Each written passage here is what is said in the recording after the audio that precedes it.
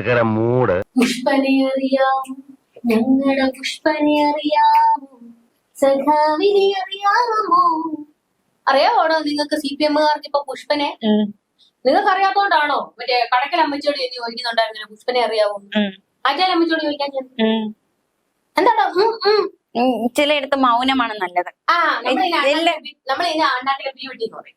അണ്ണാക്കില് പിരിവെട്ടിയല്ല, ചിലത് നിന്ന് മറുപടി അർഹിക്കുന്നില്ല.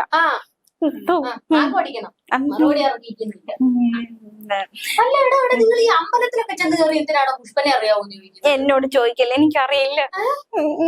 പുഷ്പനെ അല്ല, ഇപ്പൊ പുഷ്പനെ എനിക്കറിയാം, പക്ഷെ എന്തിനാ അമ്പലത്തിൽ പോയി പാടിയത് എനിക്ക് അറിഞ്ഞൂടെ. എന്റെ സുഹൃത്തുക്കളെ, എന്തിനുണ്ടാക്ക അവിടെ പോയി പാടിയത്? നിങ്ങൾ കേട്ടായിരുന്നല്ലോ കടക്കൽ മറ്റേ തിരുവാതിര ഉത്സവം നടന്നപ്പോഴത്തേക്ക് അവിടെ പോയി പുഷ്പനെ അറിയാവോ? ഉത്സവത്തിന്റെ ഇടയിൽ സംഗീത പരിപാടി നടന്നപ്പോഴത്തേക്ക് പാടിയതാ പുഷ്പനെ അറിയാവോ? അതിന് അവിടുത്തെ നാട്ടുകാരി ചോദിച്ചാൽ അത് കടക്കൽ അമ്മച്ചിക്കാണോ അറിയാവുന്നത്? ഈ ദേവസ്വം കിടത്തിയത് നിങ്ങളല്ലേ? ദേവസ്വം ബോർഡ് പ്രസിഡന്റ് ഒക്കെ രംഗത്ത് വന്നു. ദേവസ്വം ബോർഡ് പ്രസിഡന്റ് മാത്രമല്ല, ഇതിൽ മറ്റൊരു വശമുണ്ട്. ഹൈക്കോടതി ഇറങ്ങും. ദേവരാമേന്ദ്രന്റെ ബെഞ്ചിലാണെങ്കിൽ കേമായി.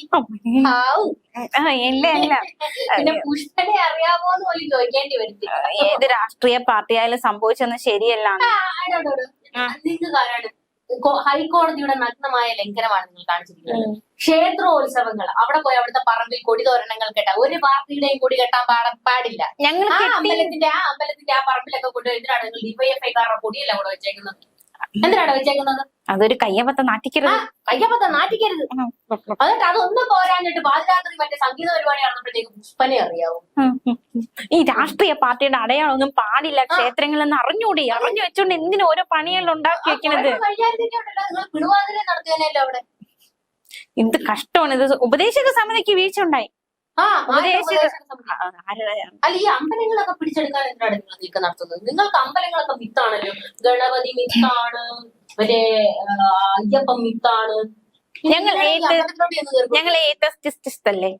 എന്നിട്ട് നിങ്ങളുടെ തലേ മുണ്ടിട്ട് നിങ്ങളുടെ നേതാക്കന്മാർ അമ്പലത്തിൽ പോകുന്നവരും ഉണ്ടല്ലോ. അതന്നെ. ഇതിപ്പോ ഇതിനി എന്താവോ എന്തോ. ഒരു ശബരിമല മുന്നിൽ കിടപ്പുണ്ട്. അതിന്റെ ഇടയ്ക്ക് എന്തിനാണ് വെറുതെ. പക്ഷെ ശബരിമല വിഷയം വന്നിട്ട് വിശ്വാസികൾ ഞങ്ങളെ കൈവിട്ടിട്ടില്ല. ഞങ്ങള് വീണ്ടും അധികാരത്തിൽ വന്ന അതാണ് ഞങ്ങളുടെ മിടുക്ക് കേട്ടോ. വിശ്വാസി സമൂഹം CPM-നെ കൈവിട്ടു എന്നൊക്കെ ഘോരം പ്രസംഗിച്ചവരുടെ മുഖത്തായി അടിയേറ്റല്ലേ ഞങ്ങള് വീണ്ടും അധികാരത്തിൽ വന്നത്. അതെ, ആ ശബരിമല സംഭവം കഴിഞ്ഞതിന് ശേഷം നടന്ന ലോക്സഭാ ഇലക്ഷനിൽ എന്തുവായിരുന്നു? അതത് ലോക്സഭ ഇലക്ഷൻ. ഇത് ഞങ്ങൾ പറയുന്നത് നിയമസഭാ ഇലക്ഷൻ. ഞങ്ങൾ അധികാരത്തിൽ വീണ്ടും വന്നോ, ശബരിമല വിഷയം വന്നിട്ട് ഞങ്ങൾ വീണ്ടും അധികാരത്തിൽ വന്നോ, അവിടെയാണ് ഞങ്ങളുടെ വിജയം.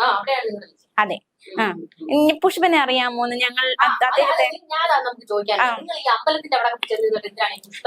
അത് ഗാനം ജീവിച്ചിരുന്നപ്പോഴേ നിങ്ങൾ ആ മനുഷ്യന് ഒരു സൗകര്യം കൊടുത്തിട്ടില്ല.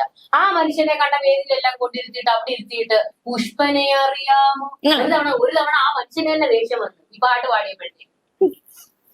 ഉള്ള മറ്റേ ഈ കുറ്റവന്മാരെല്ലാം കൂടെ ഉണ്ടല്ലോ, ഈ DYFI SFI-കാരെല്ലാം കൂടെ വെള്ളം അടിച്ചിട്ടും മറ്റേ കഞ്ചാവ് വലിച്ചിട്ടും പുഷ്പനെ അറിയാമോ പാട്ടാ എല്ലായിടത്തും പോയി. അതൊരു വിപ്ലവ ഗാനമായിട്ട് കണ്ടാൽ മാത്രം തീരാവുന്ന പ്രശ്നമേ ഉള്ളൂ. എന്ത് വിപ്ലവമായിരുന്നു നിങ്ങൾ ഉണ്ടാക്കിയത്? പുഷ്പനെയും 5 പേരെയും വെടിവെച്ചിട്ടത് എന്ത് കാര്യത്തിനായിരുന്നു?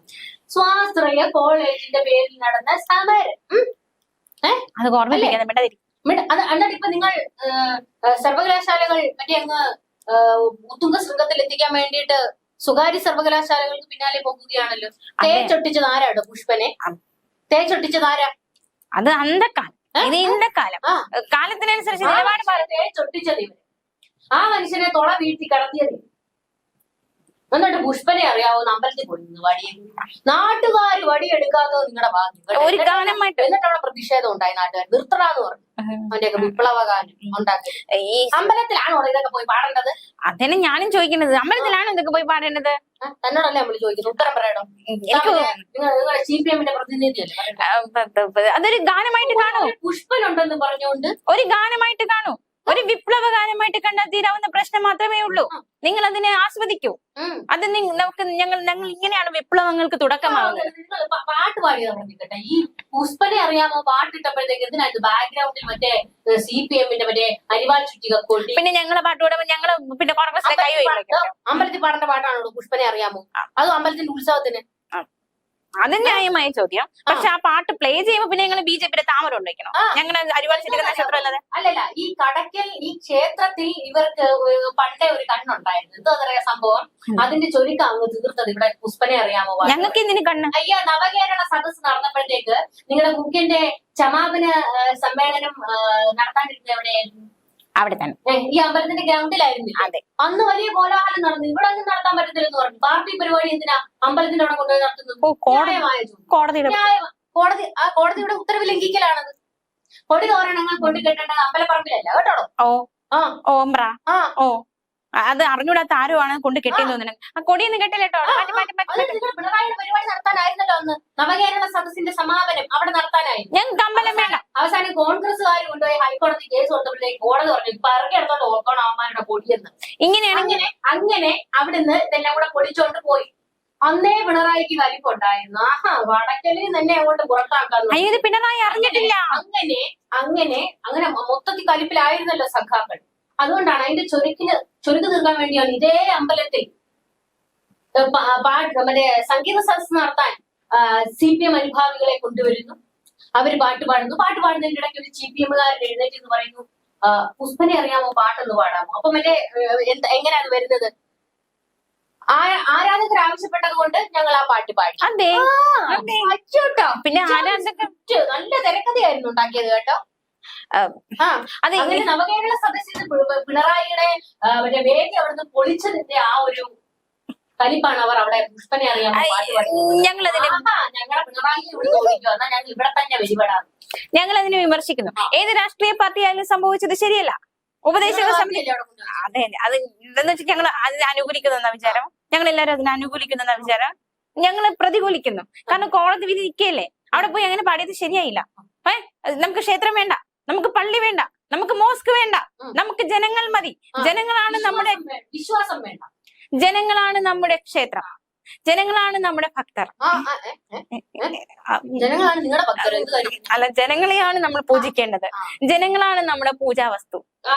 ജനങ്ങളെയാണ് നമ്മൾ ആരാധിക്കേണ്ടത്. നിങ്ങൾ പൂജിച്ച് അണ്ടർവെയർ വരെ, ആകെയുള്ള അണ്ടർവെയർ വരെ ഊരിക്കൊണ്ട് പോയിക്കൊണ്ടിരിക്കുക. ഞങ്ങൾക്ക് ജനങ്ങൾ മതി. അവരുടെ കാൽക്കൽ വീണ് ജനങ്ങളുടെ ദാസനാണ്. പക്ഷെ എന്ത് ചെയ്യാനാണ്? ജനങ്ങളെ കാണാനേ ദാസൻ പുറത്തോട്ടിറങ്ങാം. ജനങ്ങളാണ് ഞങ്ങളുടെ പ്രതിഷ്ഠ, ജനങ്ങളാണ് ഞങ്ങളുടെ ആരാധനാമൂർത്തി, ജനങ്ങളാണ് ഞങ്ങളുടെ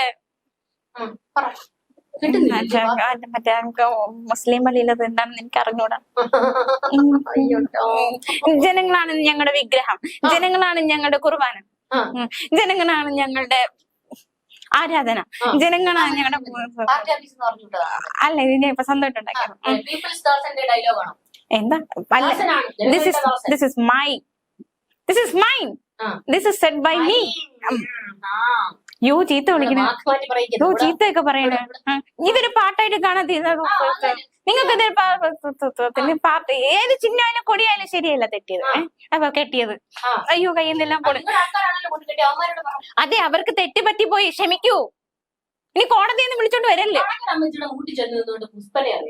ദേവസ്വം ബോർഡിന്റെ അടുത്ത് പറയാണ്, കോടതിയുടെ അടുത്ത് പോയി പറയില്ല. ഇനി അതും കൂടി അടി വാങ്ങിച്ചു കൂട്ടാൻ വയ്യ. വേണ്ട, ഇനി കോടതിയുടെ ഭാഗം കൂടി വേണ്ട.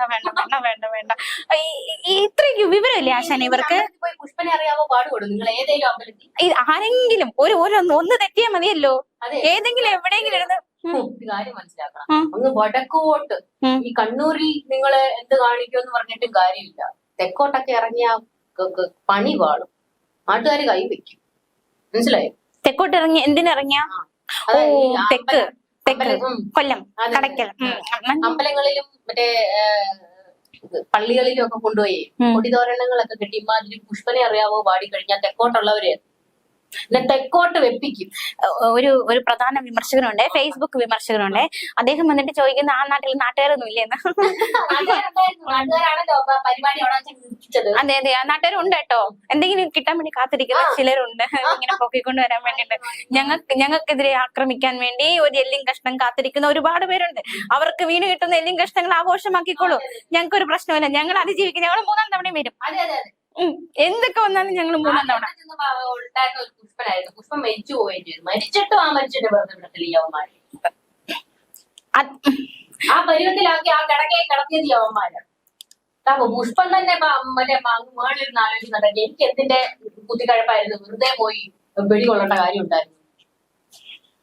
എന്നിട്ട് അതേ പാർട്ടിക്കാരിപ്പോ സ്വകാര്യ സർവകലാശാലകൾക്ക് അപേക്ഷ പിടിച്ചോണ്ട് ഫ്രണ്ടിൽ നിൽക്കുക. മന്ത്രി ബിന്ദു പറഞ്ഞ എന്തുവായിരുന്നു?